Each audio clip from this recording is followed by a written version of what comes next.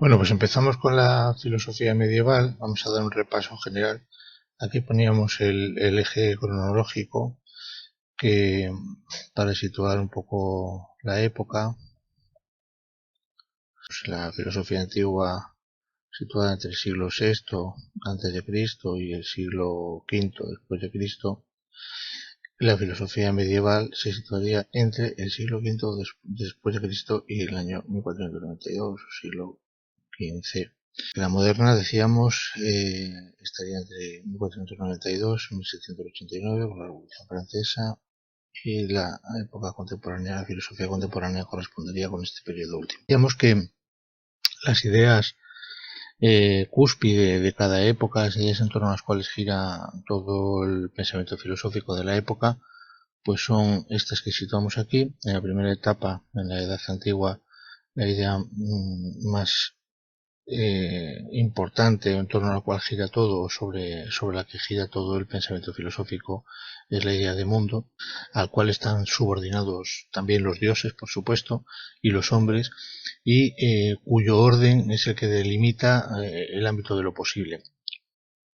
La idea, por ejemplo, de Parménides, de la imposibilidad del paso del no ser al ser, ¿vale? O la propia idea de sustancia de Aristóteles remiten un poco al concepto ese de eternidad del mundo. ¿Qué ocurre? Pues la filosofía medieval está marcada por una idea completamente diferente que revoluciona en gran medida la visión del mundo antiguo. Además es una revolución radical, que es la idea de Dios.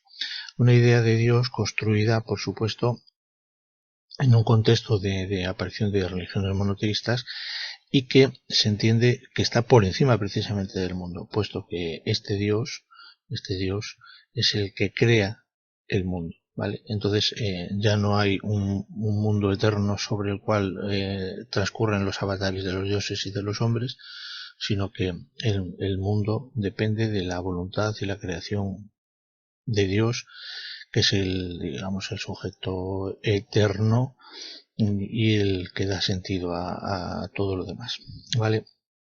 De la misma manera decíamos que la idea, digamos, sobresaliente, o en torno a la cual gira todo lo demás y a la que se subordina todo el pensamiento filosófico en la época moderna y contemporánea, es la idea de hombre, pero en dos sentidos. El hombre en el sentido de sujeto racional, que sería esa idea la que marca el periodo de la época moderna, la filosofía moderna, mientras que la idea de hombre desde una perspectiva de sujeto político es la que marca el periodo último en el que estamos todavía involucrados actualmente, ¿vale? En cuanto al pensamiento filosófico, lo más importante es subrayar la idea esta hablando de la época medieval, del monoteísmo, es decir, la idea de que en el contexto del mundo antiguo empieza a surgir, en torno al siglo I, surge una religión nueva, el cristianismo, que procede, por supuesto, yo os decía que en este esquema del judaísmo, como una escisión a partir de la idea esta incorporada en el judaísmo, la idea del mesianismo, la esperanza de la encarnación de Dios en el hombre. Precisamente la secta cristiana, por así decir, que surge del contexto del judaísmo, es aquel grupo de judíos, por así decir, que creen que efectivamente Cristo es el Hijo de Dios. Entonces, el cristianismo nace de esa escisión. Claro, con respecto a la Biblia decimos que el judaísmo y el cristianismo comparten el Antiguo Testamento. El Nuevo Testamento el judaísmo no lo va a aceptar, sin embargo, el cristianismo es la base del cristianismo fundamentalmente. Y luego el cristianismo a su vez se desarrolla durante toda la época del Imperio Romano, entrando en contradicción con con el politeísmo, que es el politeísmo es la religiosidad, por supuesto, que contextualiza la época antigua. ¿Por qué? Porque al fin y al cabo los dioses están sometidos a todas en una serie de avatares en función precisamente de su subordinación al mundo. Claro, el cristianismo surge, por un lado, o sea, cuando el Imperio Romano se escinde en dos, el Imperio Romano de Oriente y el Imperio Romano de Occidente, pues da lugar a dos religiosidades, a dos corrientes del cristianismo. una que llamamos el cristianismo, digamos, romano, que concede o que basa toda su estructura en la autoridad del Papa de Roma, que de alguna manera hereda las condiciones del emperador, mientras que el cristianismo de Oriente da lugar se despliega como cristianismo ortodoxo. La diferencia fundamental entre ellos está en relación con la idea con la interpretación de Jesucristo, que para el cristianismo oriental no es exactamente, no puede estar al mismo nivel que el Padre, que Dios, por así decir, siendo de algún modo ese Jesús un trasunto del eros platónico, ¿vale? Que yo creo que está influyendo decisivamente en la visión de Jesucristo precisamente como un intermediario entre Dios y los hombres, ¿vale? El cristianismo ortodoxo además es cesaropapista, es decir, que la autoridad última de la Iglesia ortodoxa es el emperador de Constantinopla, ¿vale? Sin embargo, en el caso del cristianismo romano, el Papa va a tener una autoridad, por así decir, moral, mientras que los reyes, por así decir, están subordinados a la autoridad del Papa y dependen, en cuanto a su legitimidad, de la legitimación papal, por lo tanto de la subordinación a los principios de la Iglesia. Esto recuerda un poco aquella fórmula de Jesucristo cuando dice en el Nuevo Testamento: dadle al César lo que es del César y a Dios lo que es de Dios, indicando esa separación, que es interesante porque esa separación supone que el poder político debe tener una legitimación moral o religiosa, y el rey, por lo tanto, puede ser revocado en caso de que no se subordine a esos principios papales, con lo cual hay un componente aquí, digamos, populista o democrático muy interesante. Eso es precisamente lo que marca la Edad Media en Occidente, fundamentalmente, esa contextualización de problemas en el marco de conflicto entre la Iglesia y el Estado. Mientras que ya, claro, el paso a la Edad Moderna, diríamos aquí, pues se produce cuando, por un lado, aparece ya la nueva vertiente del protestantismo, ¿vale? Que surge precisamente como enfrentamiento a la autoridad del Papa dentro del propio cristianismo romano. El protestantismo, que empieza con Lutero, aparece también en los anglicanos, el anglicanismo, que es la religión británica, que es, en cierto modo, recupera la idea del cesaropapismo, puesto que, ahí lo pongo porque la reina de Inglaterra es la papisa de la iglesia anglicana, y luego toda una serie de grupos, sectas protestantes, que surgen precisamente pues porque ya es posible la interpretación libre de la Biblia, no dependemos de la interpretación papal, y por lo tanto puede haber tantas corrientes religiosas como interpretaciones posibles. Mientras que, por otro lado, el catolicismo, que ya perdura posteriormente, ya estamos hablando de la época moderna, en el catolicismo se va a ir imponiendo necesariamente, precisamente por la presión del propio desarrollo de la revolución científica, una interpretación cada vez más alegórica de la Biblia, una interpretación alegórica que va a permitir absorber e incorporar todos los desarrollos científicos de la revolución científica en adelante, ¿vale? Entonces, bien, el catolicismo por otro. Y luego hay que tener en cuenta también que el propio cristianismo, en su origen, va a dar lugar al Islam como una de las corrientes que nacen influido decisivamente por una de las vertientes del cristianismo primitivo, que es el nestorianismo. Nestorio, en el siglo IV después de Cristo, es obispo de Constantinopla, procede de Alejandría, y defiende la idea: Cristo no es exactamente Dios, sino que es un hombre en el que, por así decir, se introduce o habita Dios en él, extendiéndolo en dos. Pero frente a la doctrina que luego va a ser la doctrina que va a triunfar en el cristianismo, la idea de que Jesucristo no es exactamente Dios, va a conducir a un monoteísmo más radical que sin duda es el que pues va a recibir la influencia de estos nestorianos, que después de ser expulsados en el concilio de Éfeso del año 431 se van instalando por la zona de Siria, y con el tiempo van a conformar allí monasterios dentro de lo que es la ruta de la seda. Los caravanserai, bueno, descansaba Mahoma en los viajes hacia la ruta de la seda, en las expediciones comerciales, y ahí es donde recibe la influencia de esa corriente filosófica con una religiosidad de tipo monoteísta, la que después va a dar lugar a la aparición del Corán. Bien. En la época antigua, siglo VI antes de Cristo hasta siglo V después de Cristo, vemos aquí el cristianismo surgiendo en el contexto bueno, por supuesto, aparte del nacimiento de Jesucristo, la figura de San Pablo como una figura muy relevante en la conformación de la ideología cristiana, comentábamos en su momento, y luego el momento clave en el que Constantino I en el siglo III y IV se hace cristiano él, con el edicto de Milán, en el año 313, el concilio de Nicea, esos concilios donde se va configurando un poco la doctrina de la Iglesia. Y luego ya el momento clave es cuando el emperador Teodosio, en el 380, firma el edicto de Tesalónica, en virtud del cual todo el imperio se hace cristiano. Entonces, claro, a partir de ahí ya el cristianismo se convierte en una religión triunfante, ¿vale? Triunfante con respecto al politeísmo. Y ya en ese contexto, pues empieza, por supuesto, la patrística y los primeros filósofos cristianos, como por ejemplo San Agustín de Hipona, que ya en el siglo IV y V pues pone los fundamentos de la ideología cristiana inspirándose en la corriente del platonismo. Pero eso ya lo vamos a ver ahora.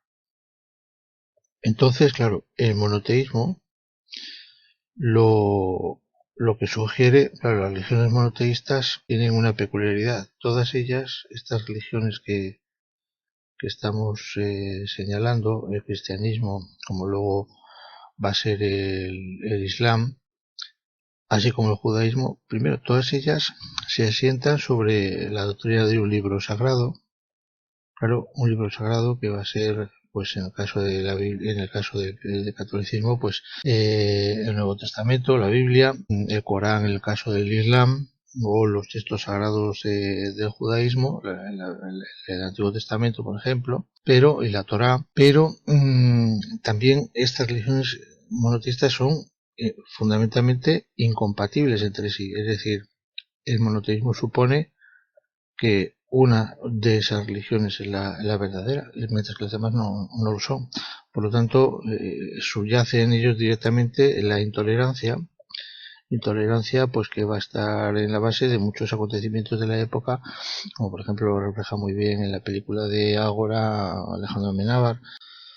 Entonces decimos que eso, que las religiones monoteístas, estas religiones monoteístas que van a, digamos, a coexistir durante la época medieval son, por una parte, fundadas en un libro sagrado, basado en una verdad que se supone que es revelada de algún modo por Dios, y por lo tanto esa verdad recoge dogmas de fe que no deben ser, digamos, discutidos. Son religiones incompatibles entre sí porque un Dios necesariamente niega a los demás y las religiones correspondientes, y por lo tanto son intolerantes en la medida de lo posible. Es decir, la tolerancia o la intolerancia de una religión monoteísta va a estar en proporción inversa a su poder, a su fuerza. Cuanto más fuerte, menos tolerante, y cuanto menos fuerte, más tolerante. De la misma manera, son religiones proselitistas, es decir, buscan la incorporación de todos los que de todos los creyentes, precisamente porque se supone que ese proselitismo está sostenido por la idea de verdad, por la verdad subyacente. Por lo tanto, la combinación de proselitismo e intolerancia pues hace que o bien por un lado se consigue la incorporación de todos a la fidelidad de esa fe, o los que no se incorporen a ella pues deben ser perseguidos, y etcétera, etcétera, con todas las consecuencias que eso ha tenido a lo largo de la historia. Es decir, que las guerras de religión nacen de estos principios fundamentales del monoteísmo, de las religiones terciarias que llamamos. Lo que sí conviene subrayar es que es en el proselitismo en donde radica gran parte de la acción filosófica. La incorporación de la población a la fe se puede hacer o bien por las buenas o bien por las malas, eso está claro. Por las malas es que cuando la gente se niega a incorporarse a la nueva fe, pues se utiliza el ejercicio de la fuerza, que claro, por eso es tan importante cuando Teodosio, el emperador, obliga a todos a hacerse cristianos, o cuando el propio Constantino asume la fe. Esa fuerza va a estar ligada siempre a los reyes y al poder. Entonces la Iglesia, por ejemplo, en el mundo occidental, donde los reyes están subordinados a la Iglesia, pues estarán siempre al servicio de ella, y precisamente por eso los reyes van a poner a financiar muchísimas campañas de lo que se llama las famosas cruzadas, que marcan parte de la Edad Media y que tienen muchísimas versiones, incluida la propia reconquista española, que en gran medida se puede entender también como una cruzada contra el Islam, orientada precisamente hasta el final, hasta la toma de Granada, ¿vale? Pero claro, el proselitismo por las buenas, por así decir, supone el desarrollo de toda una serie de discursos ideológicos, orientados en dos sentidos, por supuesto.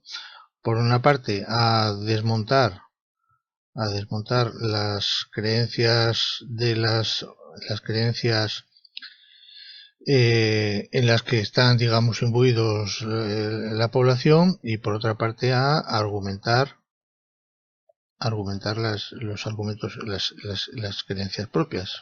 Y claro, aquí esto es interesante porque en este sentido, ¿contra qué creencias se está luchando? Pues por un lado contra el politeísmo primero, por supuesto, el politeísmo de la época antigua, ese politeísmo que hay que desmontar, y ese contra el que luchan fundamentalmente los llamados padres de la Iglesia, que están tratando en todo momento de demostrar la supremacía del dios cristiano frente a los dioses antiguos, que son más débiles, etcétera, porque el dios cristiano, al fin y al cabo, es el creador, que tiene la virtud de crear de la nada. Por lo tanto, ese dios estaría, por así decir, por encima de los dioses tradicionales, y precisamente en gran medida de aquí va a proceder toda una jerarquización de las tradiciones, costumbres religiosas de la época, en una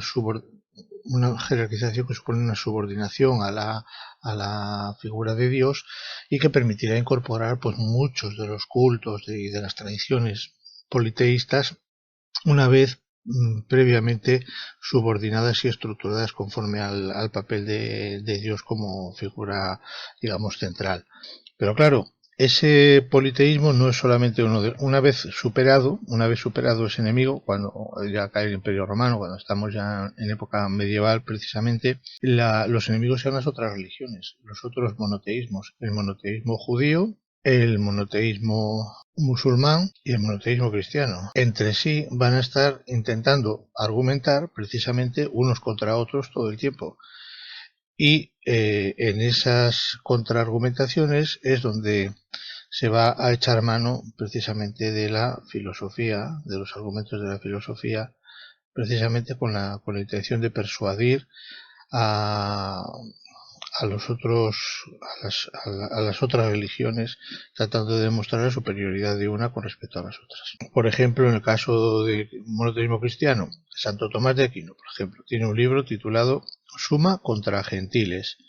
La suma contra gentiles los gentiles son los que creen en otras religiones, y en ella lo que Santo Tomás hace es ver o mostrar cómo la filosofía ofrece argumentos a favor del cristianismo y en contra de las otras religiones, ¿vale? Esa es un poco la idea. Y así es como van a estar. Claro, cuando el debate filosófico no fructifica, pues o cuando la persuasión no fructifica, pues damos paso nuevamente al ejercicio de la fuerza, que al final va a ser en definitiva el que va a resolver los asuntos históricamente. El monoteísmo, por lo tanto, la idea clave es la idea de Dios, lo hemos dicho, entendido precisamente como Dios que crea de la nada.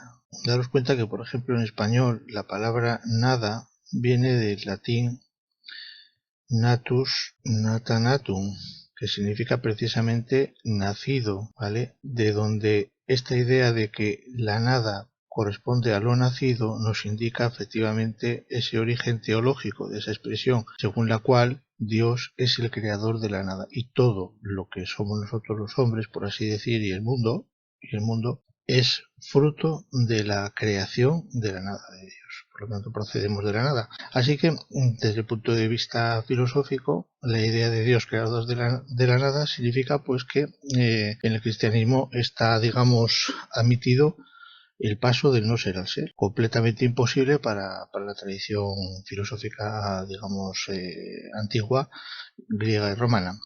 Esta novedad es una novedad interesantísima. Por otro lado, el paso del no ser al ser supone también la idea de un tiempo lineal que supone el inicio, desarrollo y un final. Es una idea que está en la teología de la historia que propone San Agustín, uno de los primeros filósofos, como ya hemos citado antes, y que viene a apuntar la idea de que hay un sentido, por lo tanto, un sentido y una orientación en la historia.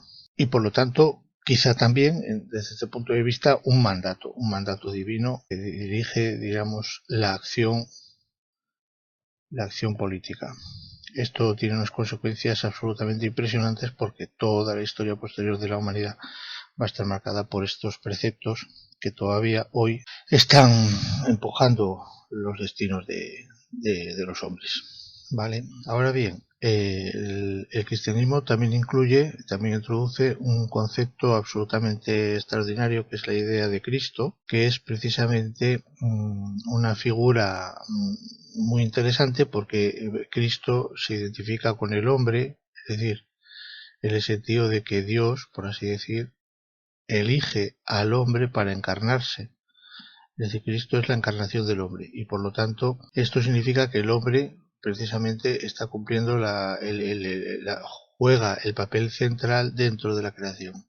Por lo tanto también se deduce de aquí que el mundo ha sido creado para el hombre como fin de la creación, puesto que Dios ha elegido encarnarse en el hombre, ha elegido encarnarse en el hombre en la figura de Jesucristo. Así que en ese sentido también se da una finalidad a la naturaleza. Yo creo que se puede decir que el origen de esa figura de Cristo, tiene que ver o está también en el contexto de la filosofía antigua, concretamente en la figura del Eros platónico que aparece en el libro del banquete. Ahí Platón propone la idea de que Eros es un mediador entre los dioses y los hombres, igual que lo va a ser ahora en la época medieval entre Dios y la creación, ¿vale? Entonces, en cierto modo, se puede decir que toda la problemática, o gran parte de la problemática cristológica de la época está relacionada con la interpretación que le demos a este concepto de Eros.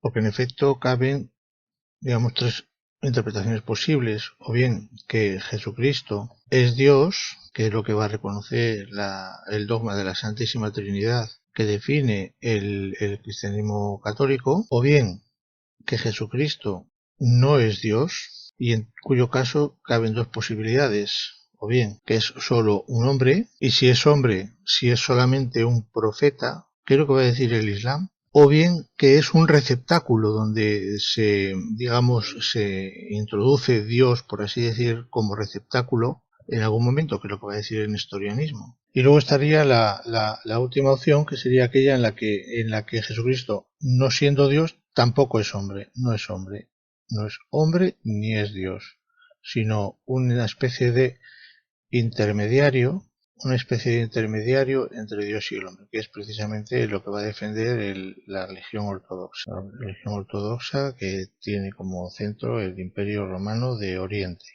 ¿vale? El Imperio Romano de Oriente con capital en Constantinopla, y que este imperio va a perdurar hasta el siglo XV después de Cristo. Entonces, estas son las opciones posibles. Aquí estaría el cristianismo, digamos, el cristianismo romano, el cristianismo occidental, Aquí la interpretación de la reducción de Jesucristo a hombre estaría vinculada con la doctrina del Islam, o la idea de un hombre como receptáculo de Dios, que sería el nestorianismo, que sería el que influiría en el Islam, ¿vale? Y luego ya esta opción, la de la religión ortodoxa.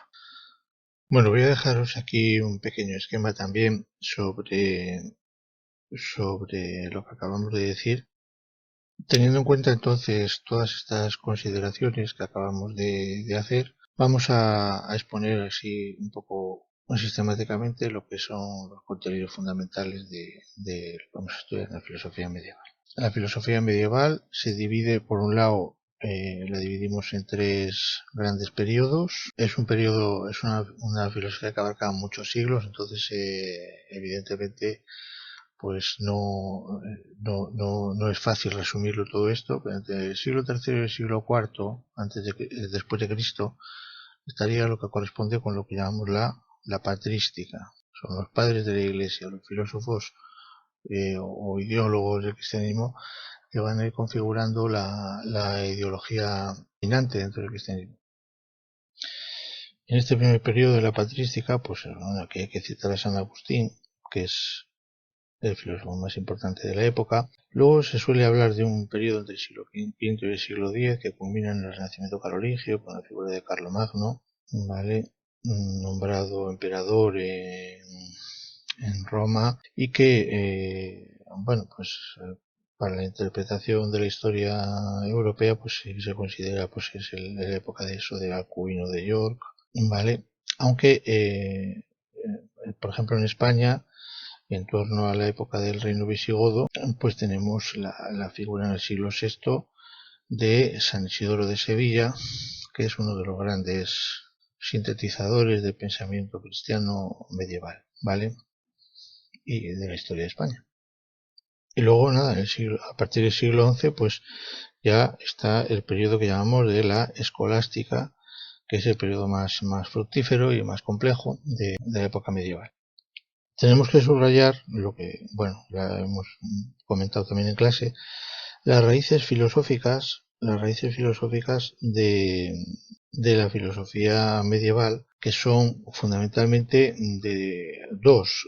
Por un lado estaría el platonismo y por otra parte el aristotelismo. Lógicamente esas dos escuelas ya lo hemos comentado, lo tenéis ahí en el esquema este que os proponía aquí del helenismo, como esas escuelas, la escuela de Aristóteles y la Academia de Platón, ¿lo veis?, perduran durante toda la antigüedad hasta el fin del Imperio Romano, ¿vale? Son escuelas que durante 1000 años han ejercido una influencia enorme en el pensamiento filosófico y que son finalmente cerradas en el 529 por Justiniano, es lo que comentábamos. Pues entonces, claro, estas escuelas de pensamiento pues van a ejercer una enorme influencia en la filosofía medieval.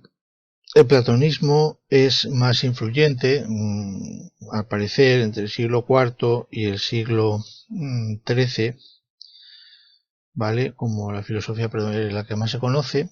Pero claro, del platonismo, ¿qué asuntos son los que han influido? Bueno, evidentemente vamos a poner aquí una serie de cuestiones que son fundamentales, ¿vale? Para comprender un poco la influencia del platonismo en la filosofía medieval, que es ver cómo encajar o cómo articular esas doctrinas anteriores dentro de la visión del mundo, de la cosmovisión que supone la época medieval y el monoteísmo. Por un lado está la idea de demiurgo. Demiurgo significa artesano en griego, y que es una figura que aparece en un libro de Platón que se titula El Timeo, en el que precisamente se propone la idea de cómo se habría originado el mundo. Evidentemente este demiurgo platónico es un artesano que construye el mundo, pero claro, lo construye tomando como referencia las ideas, ¿vale? O sea, no está creando de la nada. El demiurgo de Platón no crea de la nada, pero sin embargo va a dar la idea de un dios creador, que ya para los cristianos pues no tendrá ningún problema en crear de la nada, precisamente porque no es un demiurgo, sino un dios, una idea mucho más abstracta y potente, ¿no? De la teoría del conocimiento por anamnesis que propone Platón, pues van a derivar ideas muy interesantes. Por supuesto, la idea de alma y como camino, precisamente como camino hacia Dios, la idea de Dios entendida también un poco asociada a la idea del mundo de las ideas, o claro, el mundo de las ideas también se puede interpretar como el cielo cristiano, ¿vale? El cielo donde está Dios. Y claro, la anamnesis va a inspirar pues toda una serie de prácticas como la meditación o la mística.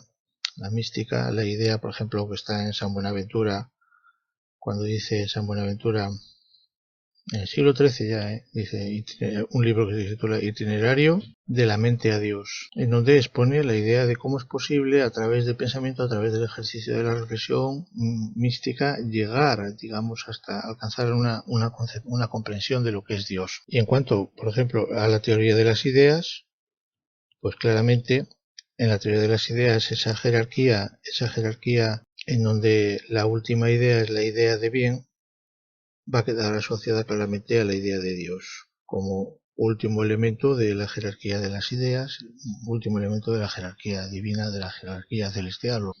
Y añadimos aquí, por supuesto, la idea del eros platónico del banquete, que bueno, que también está vinculada con ese concepto de demiurgo, que es una idea que va a quedar, digamos, reconstruida en la figura de Cristo, ¿no? La figura de Cristo, que es la clave de toda la filosofía cristiana. La idea de que el hombre, de alguna manera, es un reflejo tenue del propio Dios, en la medida en que Cristo se encarna en el hombre. En cuanto a la influencia del aristotelismo, vamos a ver, el aristotelismo, al parecer, hombre, hay que tener en cuenta que está presente siempre, pero sobre todo en la primera etapa, en esta etapa en donde hay un mayor auge del platonismo, el aristotelismo que se conoce es más bien la parte de la obra de la lógica, mientras que la física y la metafísica se conocen menos, que son las que van a influir a partir del siglo XI hasta el siglo XIV o XV, vamos a poner como siglo XIV, este periodo en el que la obra aristotélica va a tener más influencia. Decíamos, la influencia del aristotelismo la vamos a cifrar en dos conceptos fundamentales. Bueno, en fin, resumir esto es imposible porque Aristóteles está completamente imbuido en la filosofía medieval, pero vamos a poner, por ejemplo, de la física, pues claramente la idea del motor inmóvil, que es un concepto abstracto que Aristóteles propone como precisamente como culminación de una teoría del movimiento. El movimiento tiene siempre una causa eficiente, y por lo tanto esa causa eficiente es la que transmite el movimiento, así que el movimiento de los astros, el movimiento del mundo en general procede de una cadena de motores en donde tiene que haber un primer motor, pero la peculiaridad de este primer motor es que tiene que ser un motor que mueve al resto de los motores, pero que a su vez él no se mueve, porque si se moviera tendría otro motor anterior y así entraríamos en una cadena infinita de causas que no tiene, que dice Aristóteles, que no se puede aceptar. Por lo tanto, tiene que haber un primer motor cuya característica es precisamente esa, que es inmóvil y por lo tanto que mueve como causa final. Ya decíamos que esta idea de la causalidad final podría estar relacionada con el propio concepto de sustancia de Aristóteles. Bueno, de hecho está relacionado con ese concepto de sustancia, porque al final la sustancia es la naturaleza en virtud de la cual cada cosa se realiza en su propio ser, y por lo tanto esta idea conduce a una visión del mundo eterno, un mundo eterno con un movimiento ordenado precisamente por la naturaleza de cada cosa, que está, digamos, presidida por esa sustancia, y que en su realización pues va dando lugar al despliegue del mundo, pero sin principio ni fin, por supuesto, y por lo tanto también un mundo en ese sentido, desde el punto de vista biológico, pues fijista, es decir, no habría evolución, sino que todo estaría en su perfecto orden, como después organizaría Linneo, precisamente esa clasificación del mundo sobre esos principios, ya en el siglo XVIII, o sea que la cosa va a tener cola. Lógicamente, ese concepto de motor inmóvil se va a asociar directamente con la idea de Dios, claro. Dios como motor inmóvil va a ser uno de las argumentaciones que utiliza Aristóteles para justificar ese motor inmóvil van a ser después unas argumentaciones que se van a utilizar para justificar la existencia de Dios. Es el caso, por ejemplo, de Santo Tomás de Aquino, pero también de Averroes, ¿vale? Etcétera. Ahora, el problema viene con la metafísica, porque si en la metafísica la idea más importante de Aristóteles es la sustancia, y la sustancia, como decíamos antes, conduce a una visión del mundo eterno, esto es totalmente incompatible, por así decir, con la idea de la creación de la nada, ¿vale? Así que aquí se produce un conflicto que va a estar influyendo, va a tener muchas consecuencias. Entre otras cosas, por ejemplo, ese conflicto se va a ver en el caso de Santo Tomás de Aquino, por ejemplo, que va a ser uno de los grandes seguidores de Aristóteles y que va a tener problemas precisamente por conducirse por los argumentos de la idea de sustancia de Aristóteles hacia una posibilidad de entender el mundo como eterno, cosa que en el año 1270, por ejemplo, el obispo de París, Esteban Tempier, pues lo va a condenar precisamente por eso. Acordaos que Aristóteles distingue la sustancia primera, decíamos, el individuo particular, y la sustancia segunda, que es el género, pero claro, aquí la cuestión es que sí, el individuo particular se va a considerar efectivamente fruto de la creación de Dios, pero, pero claro, por otra parte, la creación que Dios hace del individuo puede entenderse de dos maneras. ¿Es que acaso Dios necesita apelar a al género o a la especie para construir al individuo o lo puede construir directamente individualmente? Entonces, claro, esa es una serie de problemas que van a tener una enorme discusión durante la época medieval. ¿Necesita, por así decir, Dios someterse al predominio de la forma o también crea Dios la forma? Claro, teóricamente, al principio Dios crea la forma y Dios crea el individuo. ¿Necesita crear la forma o no? ¿La forma es importante o es importante para nosotros para comprenderlo o está presente también en la conciencia divina? Acordaros que, claro, si el individuo particular está compuesto de materia y forma, Dios en este caso tiene que crear tanto la forma como la materia. Y entonces la cuestión aquí es si Dios debe subordinarse a la forma, que es la que, el principio de individuación, la que determina y da conformación a la materia para la construcción del individuo particular, o eso todo es innecesario y solamente es un instrumento, por así decir, para el conocimiento humano. Es decir, si es una cuestión puramente lógica o si es una cuestión ontológica o metafísica. Y entonces, aquí, junto con el problema de las ideas platónico, pues sale una problemática en torno a esta idea de la cuestión de género y del individuo y de la creación de Dios y el mundo de las ideas, que es lo que en la época medieval se llama, en la filosofía medieval se llama el problema de los universales.